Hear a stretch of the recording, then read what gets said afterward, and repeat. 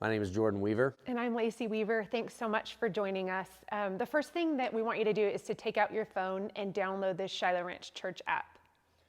You're going to hear a lot of moving pieces, YouTube channel, 1017 Project. There's going to be a lot of things mentioned, but ultimately our goal is to start moving people towards biblical literacy, the gospel of Jesus, who he says he is in his word, what his word means, and what that means for us. And so with everything else that you're going to have going on around you, ultimately our goal would be that you understand Jesus on a deeper level based on what his word says. Okay, if this is your first week, or if you are not from here, I'm going to address you first. I need 5 minutes. In the first 5 minutes, it's going to be very easy to be like, oh no, it's one of those kind of churches. Be patient, just be patient.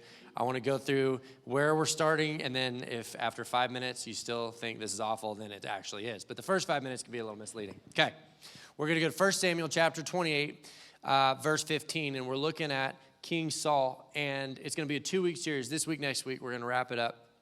But I want to understand the story of Saul, and so I'm going to start there. I'll do my explaining here in just a minute. Verse 15. Samuel asked, "Why have you disturbed me by calling me back?" Samuel was the prophet that had been in charge before King Saul. He was the one that would go to God and then pass along the word of God to the king back in the Old Testament. And so this was Samuel's role to Saul. Saul says this. See if you've ever had a day like this. Saul says, "Because I am in deep trouble. The Philistines are at war with me, and God has left me and won't reply by prophets or dreams, so I've called for you to tell me what to do." He goes, "Why have you called me here?" He goes, "Because I'm in trouble. And what good is God if he won't answer me in times like this? I'm praying, nothing. Things are falling apart. Tell me what to do." That's our natural, good American approach. We dig in and fix it. What's the problem? Let's get to work. What do? We've got to do something to fix it. And Saul says, "What do I do?"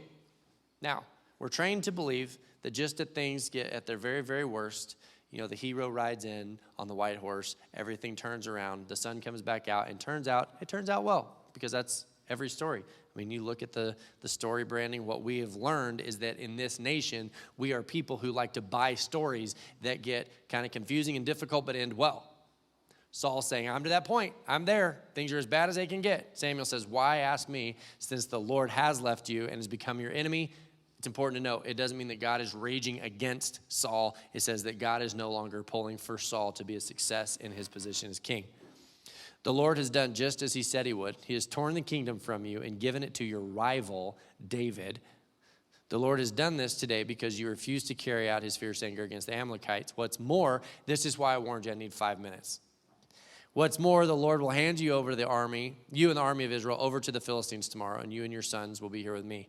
Verse 20. Here's where, so Saul goes, "Okay, fine. I'm at my wit's end. What do I do?" And Samuel goes, "Nothing. It's too late." And Saul goes, "I feel like a loser." And Samuel's like, "You are a loser." It's like, "I don't think it's going to get any better." And Samuel's like, "Let me confirm. It's not getting any better." It says that this is King Saul. King Saul fell full length on the ground. He's laying full length on the ground, paralyzed with fear because of Samuel's words. He was also faint with hunger, for he had eaten nothing all day and all night. We're going to use this part of King Saul's story as a reference point. And it's important to know, we would all agree that King Saul's story ended badly. It had so much opportunity. It had so many opportunities to go well. It had so much potential, and yet what we see is that Saul's story ended badly. Let me tell you, the thing that we all fear as young people growing up, this fear is, I'll never get there. I'll never get there. I'll never get my opportunity. I'll never get my chance. I'll never have my opportunity. And then as we age, we begin to fear, what if I had my opportunity and I messed it up? What if it came and went and I blew it? And so what Saul is realizing is, I had the opportunity and I blew it. If you don't know this, most of you probably do, but if you don't, the Bible is the #1 selling book every year, to the point that it doesn't even factor into the category anymore. People are just like, well, we're not counting the Bible because every year it's the #1 selling book. And in my supposition, it would be one of two things. First is the doubters that would have to go, well, I want to know what's in there. I don't believe the Bible, so I want to read what's in there to see if I can disprove it. We know that that takes place. The second thing, and this is probably more relevant to where we are this morning, is what if we can find something that took place all the way back then that we could apply to today and actually see improvement or progress or opportunities made available that we didn't see before? What if there is a truth in the word from thousands of years ago that if applied today were still true? So we're going to read the story of someone who is in a position you'll never be in. He was the king of Israel. We can all safely assume you never will be that. But he didn't have an iPhone, so, I want to be careful, and I'm going to dip my toe into criticism this morning, and I don't even think that's the right thing to do, so I'm kind of breaking my own rules, and I realize that sounds like hypocrisy only because it definitely is. But I'm gonna dip my toe into criticism for a moment, but I'm gonna try to explain why. If we're not careful, what happens is we misunderstand what the Bible is and what it does. The Bible is not a how-to. That's not the nature, that's not the spirit of the Bible. The Bible was not written to tell you how to earn it, how to achieve it, how to become this person that you want to become, how to deserve the things that you want. And I think if we're not careful, then what happens is we view the Bible as a, what do I do? See, Saul, what do I do? It's bad, what do I do? And if we're not careful, we turn the Bible into a book of how-to. And the moment we do that, we have made it about rules. See how quickly that happens? We go to the Bible and go, what are the rules? What rules do I follow to make this work? Because I'm in a bind. My life is falling apart. Maybe my marriage is in shambles. Maybe my 17th marriage is in shambles, and this is the one I really want to have at work. You're not getting along with your kids or your job or whatever the case may be. That's here nor there. But when you feel the amount of pressure that you were tempted to go to the Bible, just like Saul went to Samuel, what do I do? Here's the criticism. Ready? Have you ever heard anybody describe the Bible? And if this is you, no judgment. It's not personal. It's just for clarity's sake. Have you ever heard anybody describe the Bible as, I did a Southern accent in the first sermon, and I realized that every time I'm critical, it's because that's where I was raised, and all of the bad messaging I got came from there. I was taught when I was a kid, well, you know what the Bible stands for, right? We're kids. We're like, I thought it just meant Bible. Basic instructions before leaving Earth.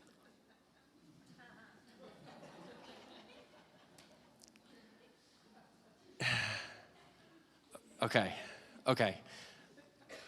If we're not careful, that would lead us to this place that says, these are instructions of how to do it. The problem is that's how every other religion in the world works. You have this guru, and he shows up, and he goes, I've done it, and you can do it too. And if you do it, like I did it, you can have what I have. And if we're not careful, we apply that thinking to the Bible. Okay, well, what did Jesus say? Jesus said, be perfect. And you're like, okay, I see a problem already. I got this book a little too late. Because Jesus didn't show up and say, here's how you do it. He said, I'm going to do it for you, and I'm going to give you all the benefits as though you had done it. This is important. This is important for understanding the story of Saul. We have this tendency as people to want to manage or decorate the outside and hope that the better it looks from the outside, the better that means we must be on the inside. We're going to have a baptism here in a minute. There's two ways to view of baptism. I'm so bad that maybe getting baptized will fix me. We had a guy that was going to get baptized here one time. It's my favorite baptism story. He has a hat on. And the guy said, do you want to take your hat off? And he goes, no, it's been some places it shouldn't be also.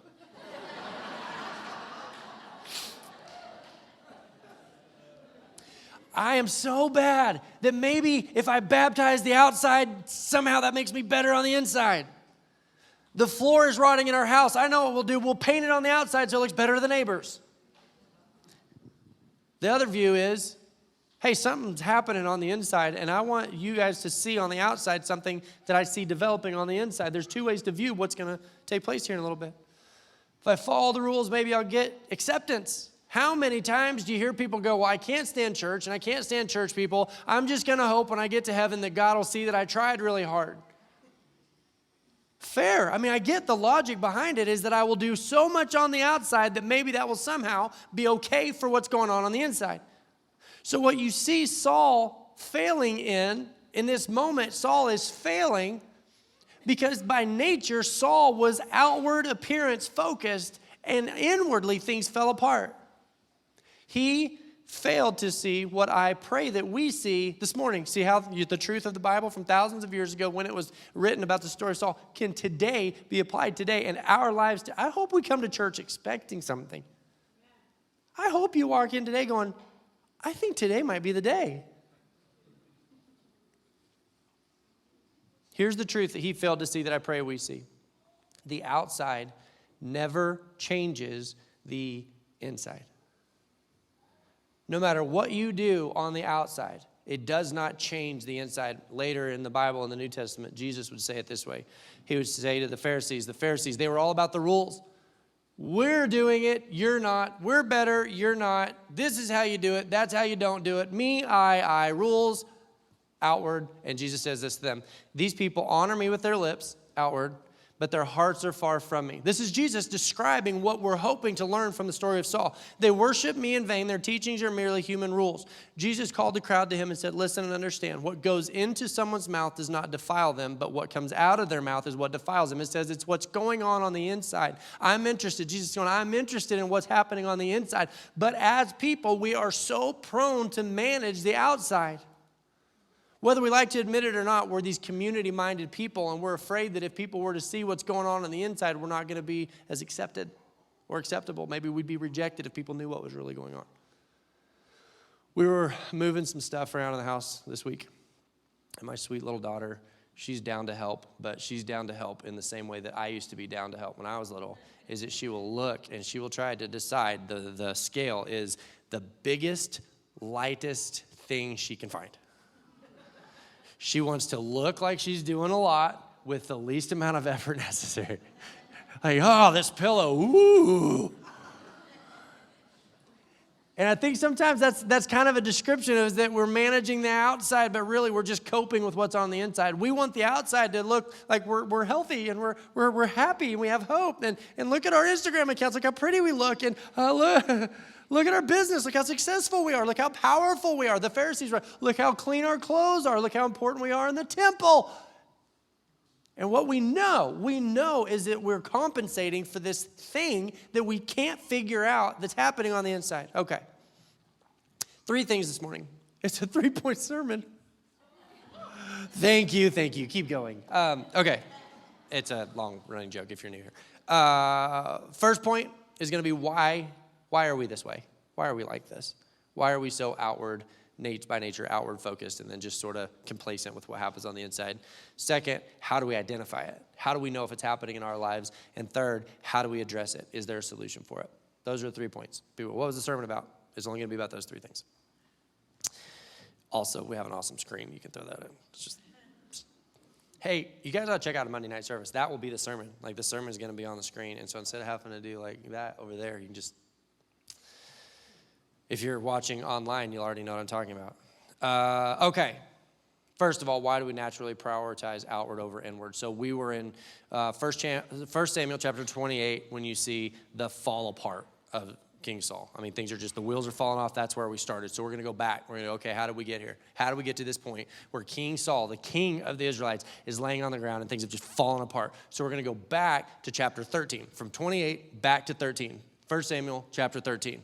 It says, Saul remained at Gilgal, and all the troops with him were quaking with fear. This is Saul's first test as king. He's become king, and he's fallen under his very first test. And let me tell you something. I've had friends that have faced combat, and one of the things that they all say is you don't know what you're going to do until you're there.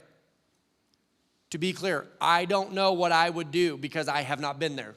Clear? Like, there's this assumption, but when the pressure is applied, who am I really gonna be under pressure? When the boss starts chewing at me at my new job, how am I gonna take it? Well, the first time that my perfect argumentless marriage faces an argument, it seems like every time you say that, there are young couples in the church like, did you talk to him? No, it's just being married. The first time we meet pressure and we meet resistance, it begins to reveal things that maybe we didn't know were there. And so Saul is facing resistance, and it's the first time he's had pressure as the king, and he's the king. And don't you imagine you would be going, well, what do kings do in this situation? I've never been king before. fact, we've never even had a king before. It says he waited 7 days. So what Samuel, when he handed the reins off to Saul, he said, do not make sacrifices without me. It's this declaration to the Lord. It's Old Testament. It's a sermon for a different day. We don't make sacrifices anymore. But they did then, and it was an instruction that says, don't take on this role by yourself. Don't think more highly, let me say it this way. Don't think more highly of your position as king than you should. You are the king of God's people. You are not the God of the people. So there's this warning. It says, don't make sacrifices without me. This is an important instruction. It says this. It says, he waited 7 days. So he's like, well, I did my part. I'm always wondering, what does a king do? Well, a king would wait 7 days. Well, I waited 7 days. And you just see this mania, and I'm going to go further. You'll see it better. It says, but Samuel did not come, and Saul's men began to scatter. First time he's faced pressure, and his people are starting to wander off. They're starting to move away, and he's looking at the enemy, and he's going, oh, no, I'm the king. You're not, I remember the first time we brought Jet and Caden home from the hospital, and Dana, Lacey's mom, was there, and we were like, you can't ever leave. We're gonna mess up. We're not ready for this. We are not. Parents, remember this? When your babies are little, you're like, I don't know what to do. Saul is having this moment of like, I don't know what to do. The first pressure he faced revealed something from the inside on the outside. So he said, bring me the burnt offerings and the fellowship offering. And Saul offered up burnt offerings. Just as he finished making the offering, Samuel arrived, and Saul went out to greet him. Saul says, I got it. I'll handle it. I got this. I'm the king. I'm going to do it. It'll be fine. Samuel, who had just handed the reins of the kingdom under God's instructions to King Saul, shows up. Saul, first day on the job, first bit of pressure. Samuel walks up and he's like, God, are we sure? What have you done? My favorite words. What have you done? I don't know what I'm doing. You're the one that said I was going to be king, and then you weren't on time. This is you. You know, I'm out here like those people want to kill us. Our people are wandering off. Samuel, this is kind of your fault. Saul replied, I am so sorry. No, he goes, let me tell you, when I saw that the men were scattering because you weren't here and that you did not come on time, that's what he says. That's what Saul is saying to Samuel. You, this is your fault. This is on you. Because that's what little people do. When people are little on the inside, they blame everyone else around them. If you've got excuses for why your life isn't the way that you want it to be and you're always blaming people around you, what I know about you is that you're tiny on the inside. Just a small person, and that's fixable. It's not like permanent, that's you forever, but there's nothing worse than someone who's like, well, it's not my fault. Sometimes in life, just a little piece of wisdom that's not even in the sermon notes. Sometimes things are your fault. I thought, now the Philistines will come against me at Gilgal, and I have not sought the Lord's favor, so I felt compelled. I felt pressure because I hadn't sacrificed. I haven't done the thing that I do because rules. Remember, because that's what religion is. You follow the rules and somehow that makes you, like good. And then once you're good, God has to accept you. Such a flawed theory when you spell it out that way, but we as people, we're just kind of naturally bent that direction. It says, I hadn't sacrificed yet, so I disobeyed. Do you hear what I just said? I disobeyed God to make a sacrifice to God. Here's what we're going to learn. This is the meat of the sermon. This is where it's going this morning. Is that Saul was king. Saul was the first king. He had been accepted. Please try to hear what I'm saying. You're going to have to snap out of like the autopilot brain that we all go to and actually hear what I'm about to say. Because Saul had experienced acceptance as king. They had accepted him as king, but it wasn't enough. What Saul did not deep down inside of himself feel, this is important, he had acceptance, but he did not have approval. You go, what's the difference? Acceptance is like, yeah, I left the door open. If you want to come in, that's fine. Sit in the back. You're accepted. We didn't kick you out. I didn't single you out and go, you out. Everybody gets acceptance. As people were like, this is a church that accepts everyone. We don't want acceptance. It's something that's better than rejection, I guess, but nobody wants acceptance. We want approval. We want to be preferred. We want someone to meet us at the door and go, we're so glad you're here. How are you? How's your life? Like, we know you and we like you and we want you. See the difference? So what Saul was experiencing is he had been accepted as king. And listen, we all go through this. So we can't throw rocks at Saul and be like, Saul needed approval. What a loser. We all do.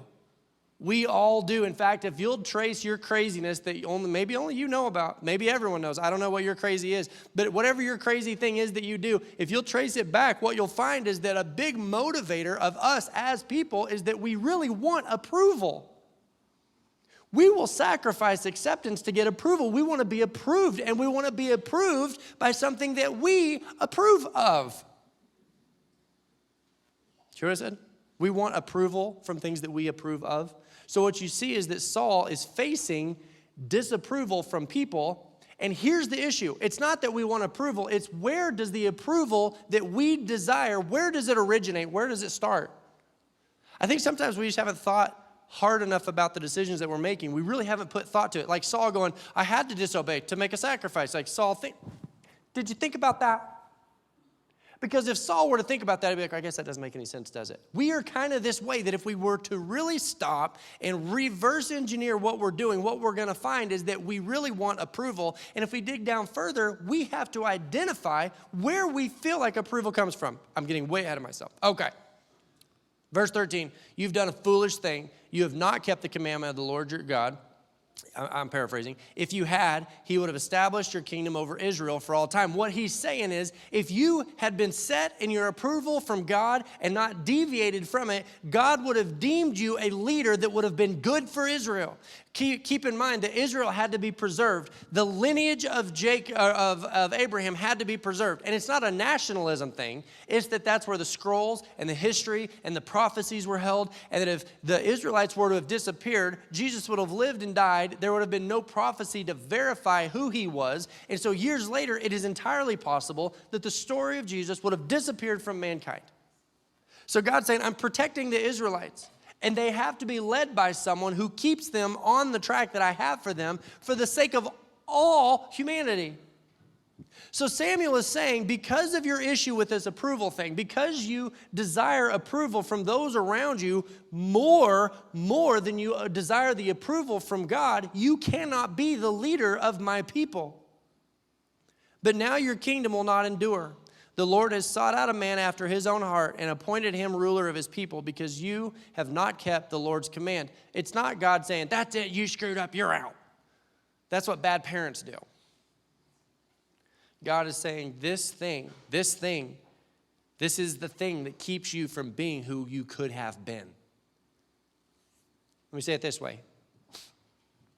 Samuel tells Saul, you needed human approval, and you hugged it too tightly, and you killed it.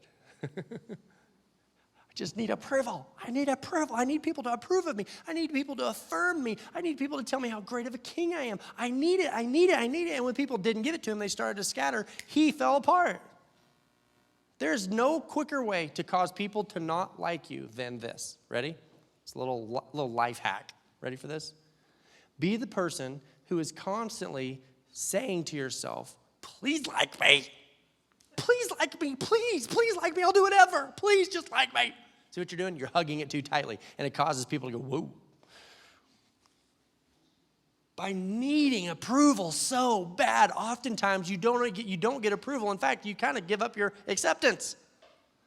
Sometimes you become like the weird kid at the group.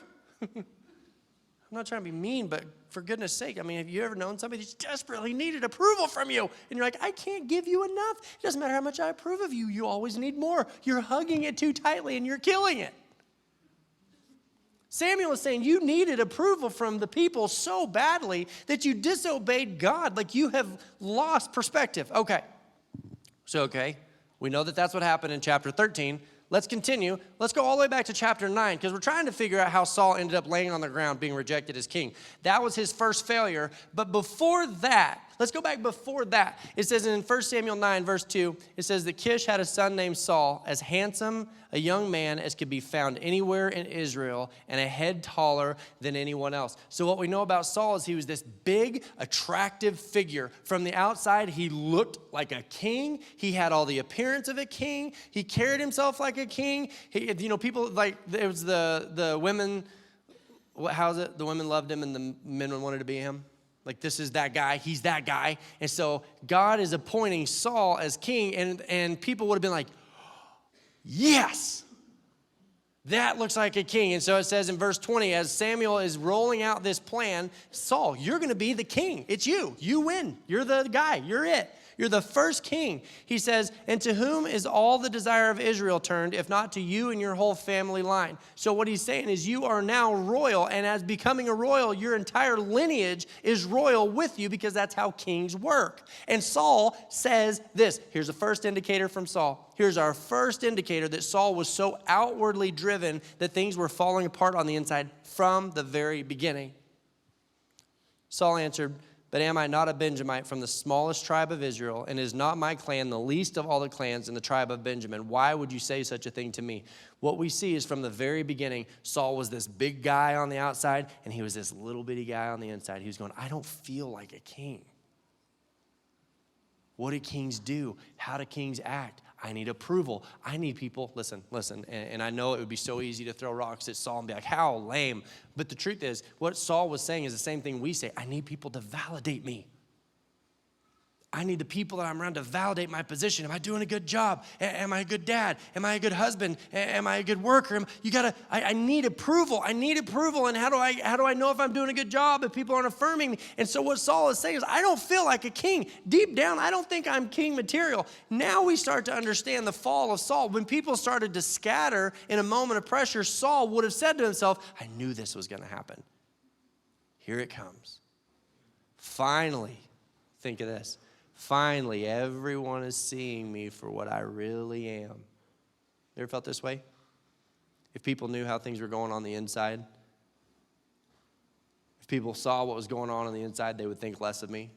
So we present better on the outside. That's why we do it. And if you're thinking, wait a minute, didn't this sermon have 3 points? And isn't this still your first point? The second two go fast. Chill out. That's why we do it. We do it because deep down we have this desire for approval and validation, and we're always looking. And as much as everyone wants to say, hey, listen, if you were ever to go, I don't need approval from anybody, you're a psychopath.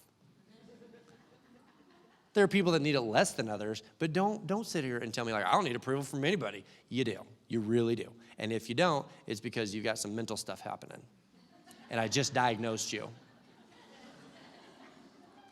We all want approval, but we have to decide where it starts, where it originates. So that's the first one. Second, how do we identify it? How would we go, how do I know if that's going on in my life? How do I know? Let's go back one more chapter. So now instead of chapter 9, where Saul is being called king, let's go back to chapter 8 and see if we can see where this all started. 1 Samuel chapter 8, Samuel's talking to God. The people have come to Samuel and they've gone, we want a king. Before this, Samuel was the prophet because remember they were God's chosen people. They had this specific identity that they were going to be the lineage through which Jesus would arrive. And they have this chosen calling and God is saying, you are my chosen people. And they go, thank you.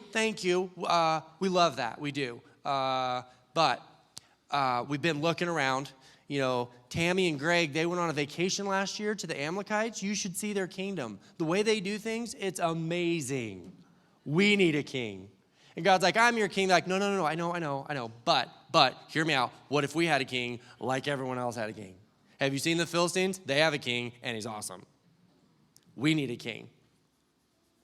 We still do this. It's so easy to look at the Bible and be like, I don't understand how that applies. We still do this. When we say the word like, we need something like so-and-so. So-and-so got a new truck. I need a new truck.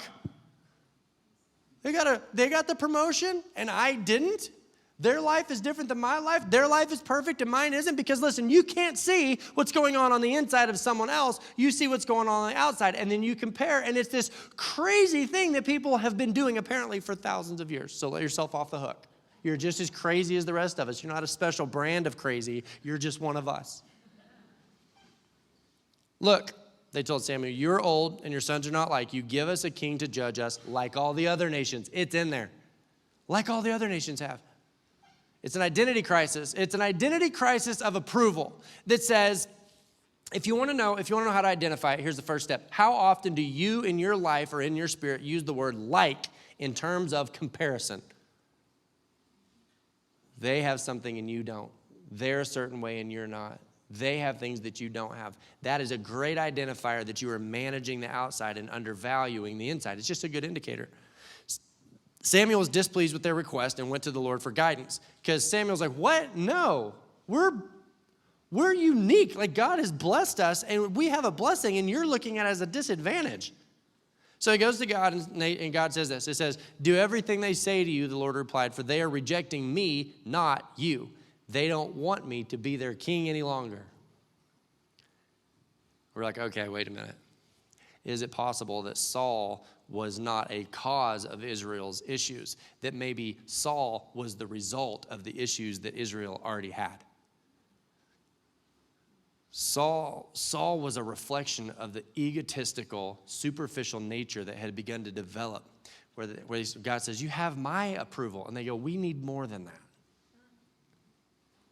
We're glad that you approve of us, and that's good. If I were to tell you as your pastor this morning, hey, God approves of you, the fallen human nature goes, that's good, but I can't really, you'd never say this, I can't really rub that in anyone's faces because God approves of everyone. It's like having your mom tell you that you're cool. There was an identity crisis. They weren't embracing the thing that made them unique. And what God was saying is, I am no longer, think of this, listen to this, I am no longer their ultimate source of approval. And because God, I am no longer their source of approval, they begin to look around to those around them, and that's where their approval comes from. Their approval originates in those around them. And just like anybody else, they go, we need more approval. And the more you want it, the less you get it. The more approval you try to get, you'll know this. If you've been through it, you'll experience it, you'll know. The more approval you try to get from people, the less approval you get. It's like we have this weird button where when somebody doesn't seek your approval, what do? You love them for it. Young people in your dating life, that's a useful tool that is probably not something I should hand out from the pulpit, but quit calling 72 times, you're gonna run her off. We instantly, when we look around and we need approval from people, everything that is different, we determine is bad. If it's different, it's bad. The more like everyone else we can look, the better we'll feel, the more approved we'll feel because we're like everyone else. Do you see the craziness that could create? Saul looked like a king on the outside, but he doubted who he was on the inside. So what do we as people, it's, what do we value as our ultimate source of approval? And we, like Sunday school, we would go, okay, it's supposed to be God, but how do we get there? How do we get there? If you don't feel it, because how many times you go, I know that's true, but I don't feel it. Matthew 23, verse 5 was talking about the Pharisees, and he's saying they love to be greeted with respect in the marketplace and called rabbi and sit in the seat of honor at the banquets. The Pharisees, they were all about rules, and the reason they were all about rules is because they were better at following rules. They were making up their own game. They're like, we're really good at rules, so let's say that rules are the most important thing. Done. Now we're in charge. So Jesus is talking to these Pharisees, and as he spoke to them, they would have been like this. Yes, go ahead. I was at a ministry thing one time, and a guy, I'm not kidding, I wish I was. I'm talking to him, and as I'm talking to him, he pulls a comb out of his pocket, starts looking in the mirror and brushing his hair. It's a true story. So I walked off. Jesus is talking to the Pharisees, and he says, you draw your approval from superiority. You are drawing your approval for yourselves from being better than everyone else. So he says this. He says, but you are not to be called rabbi. Now, don't read this as rules. God going, don't do that. He's just kind of like a big sibling, just kind of ruffling up their hair because he knew how important it was to him. They're like, I'm rabbi. He goes, you can't be called rabbi anymore. And they're like, excuse me, who are you? That's where I get my approval. He says, you're not to be called rabbi, for you have one teacher, and you're all brothers. He says, you're all equal. Well, there is no sense of approval if you're just equal. No one's going to approve of you unless you're somehow better. He says, you're equal. You're brothers. And it says, and do not call anyone else on earth father, for you have one Father, and he is in heaven. Nor are you to be called instructors, for you have one instructor, the Messiah. Now, here's the third question. How do we fix it? Once we know that we're drawing our approval from people instead of God, how do we fix that? Because knowing it isn't automatically a solution, is it?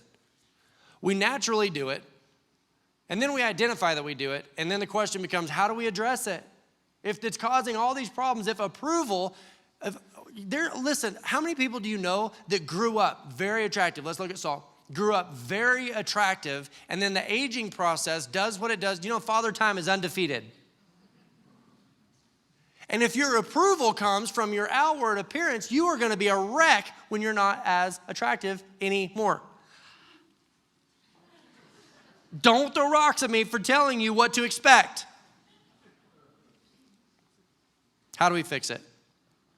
Without an accurate God concept, unless your concept of Jesus is accurate, you will always be trying to self-justify to gain approval from people. You can't fix it without an accurate concept of what God is offering. Unless you can accurately value what Jesus is giving you, then it's never going to allow you to address the insecurity. He finishes with the Pharisees by saying this in verse 12. For those who exalt themselves will be humbled. We know this is true. It's not God. I think as a kid I was taught, like, if you're not humble, God will humble you. Southern accent again.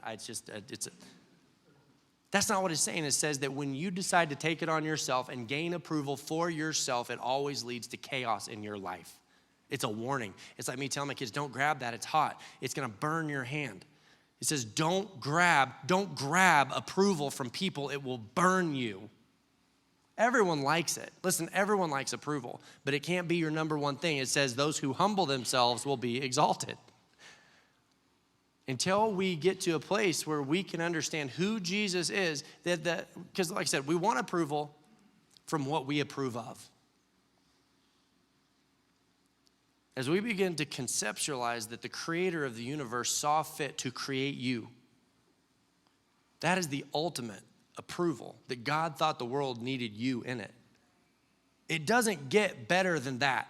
Even if you don't feel it in this moment, rationally, there's nothing more approving of you as a person than God seeing fit to create you in the first place.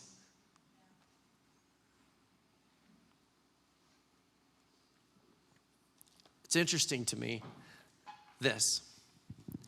We have a church, I don't know if you know this or not, we have a church full of what the world might consider naughty Christians.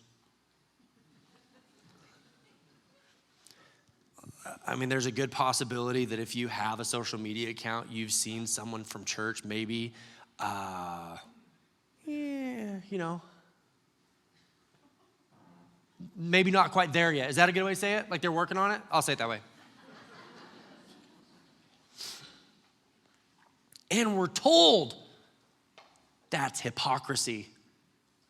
That if you're a bad Christian, then you need to keep your mouth shut. Is it any wonder that God took someone that was the most perfect example? Hey, if you're Israel and you want a king, Saul, it doesn't get better than Saul. Big, attractive, you can brag on him. He's got all the outward stuff, but he's little on the inside. Is it any wonder that God would take a shepherd out of the sheep field who was so low thought of in his own family that when God said, I'm going to call a king out of your own home, David's own father didn't bring him in for consideration. There's a working theory, it can't be verified in the word, but there's this working theory that David could have possibly been illegitimate. He could have been sort of a black spot on his dad's record that no, David, no, I'm kind of not really proud for you to know that he exists. Hey, the prophet's here. Hide David. And David's out in the sheep field. And it says that God brought up a replacement for Israel that said, I'm going to bring you someone that is the least likely. And they called David in, and David goes, me? You know what? This is David. You know what? It's crazy. I don't feel like that I am super approved of necessarily. Like I'm in the sheep fields. I'm a shepherd. I'm not, my dad didn't call. But here's this weird thing. This is David. You see it in Psalms. Here's this weird thing. It's almost like deep down inside somewhere, I know, and I can't explain it. This is David. You're going to be the king. And David goes, that kind of doesn't surprise me. You know why?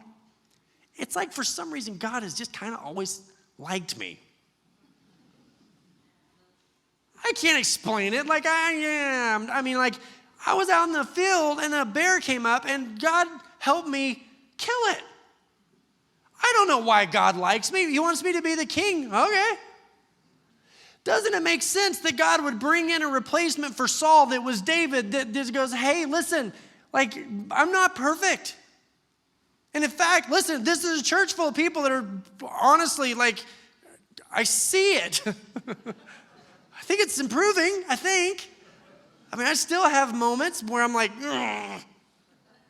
Just full transparency. We've got some naughty Christians on the outside, but what I'm seeing is that it's like this whole group is developing this identity that goes, I don't know why, because I'm not even very good, but it's like God prefers me.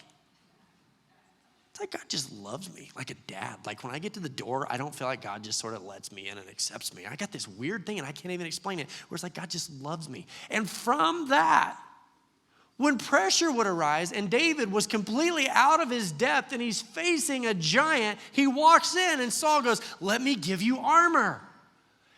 And David says, if I walk out of your tent wearing this, my brothers will never let me live this down. This will make the holidays so uncomfortable for me. I'm not doing it. Take it off. I would rather die. I'm not as worried as David. I'm not as worried about that. It's like God has this weird thing where it's like he loves me and he adores me, and I don't know why, but hey, if he'll keep going with that, people can come, people can go, I'm gonna be okay. It's this confidence that just emanates from the inside because we have put the ultimate approval on God instead of each other. And as a result, it says that when Saul walked through the city, they sang this song, Saul has killed his thousands, but David has killed his tens of thousands. It's the craziest thing as people that when we're okay we're just okay. We're okay. We don't need the approval. People can't line up to approve of us fast enough. Like the great mystery of life is to need God to be our number one source of approval puts us in a place of okayness that we can't even describe. So you got Saul laying on the ground saying, I knew it. I knew I was never going to be the king. Because even being the king didn't make him feel approved. Please, please, please hear this and we're done. Even becoming king wasn't enough to make him feel approved. And by comparison, a little shepherd boy out chasing lions like my little feral 10-year-old son that's out turkey hunting right now, I get it. That in those moments of complete anonymity would say, I feel like God likes me. That's it. That's it. Not even becoming king is going to make you feel like, not even having millions of dollars in the bank account, not even having billions of followers on your social media accounts, young people, not even being the top of your company. There is no outward change that's going to affect the inside. And yet David demonstrates that when the inside lines up and is okay, it positively affects the outside. Change does not come from the outside in. Change comes from the inside out. Let's pray.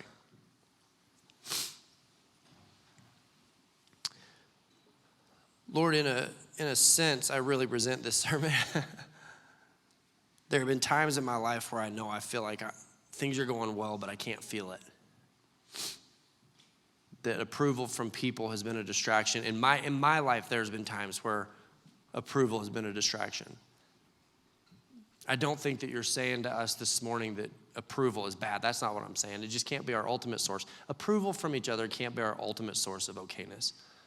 We can't look to each other for validation. That God teach us. We all do it. We identify it when we see that we're preferring someone else's approval over yours, and we address it, God, when we accurately see you for who you are. Teach us, God, to understand validation according to how you teach it instead of how society or how culture teaches it. This is so in opposition to what we're taught in culture or society.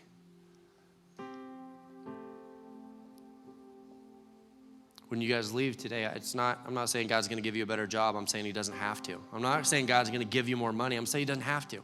He's not going to give you better, more important friends. He's going to allow you to love the friends that you have. That's the secret. It's not be better to feel better.